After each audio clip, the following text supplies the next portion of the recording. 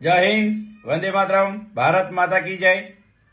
આજે બોટાદ એસએમસી માર્કેટમાં આ લોકો હલ્લો કરી રહ્યા છે, તો આનું કારણ શું? આપણે લાંબી ચર્ચા નથી કરીએ, પણ બે શબ્દથી વાત કરીએ કે એસએમસી માર્કેટમાં આજે હલ્લો કરી રહ્યા છે। જ્યારે કેન્દ્ર સરકારે કૃષિના 3 બિલ રજૂ કર્યા હતા, તે આ લોકોએ વિરોધ કેમ કર્યો હતો? બધી જ પાર્ટી આનો વિરોધ કેમ કર્યો? દલાલો સાથે સાંઠગાંઠ કરીને આ બિલ પાસ ન થવા દીધું, કેમ કે દલાલોની કટકી મળતી નહોતી અને આ લોકો ખેડૂતને ખોટા માર્ગે લઈ જાય છે। જે બિલ છે એ રજૂ કરી અને ખેડૂતની સામે કેમ ન મૂક્યા?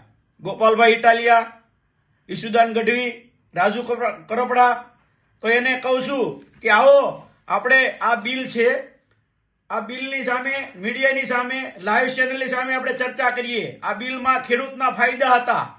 આજ તમારા રાજકારણ માટે ખેડૂતને ગેરમાર્ગે દોરી રહ્યા છે। લાંબુ કહેવું નથી, જનતાને ખબર જ છે, ખેડૂતને ખબર જ છે।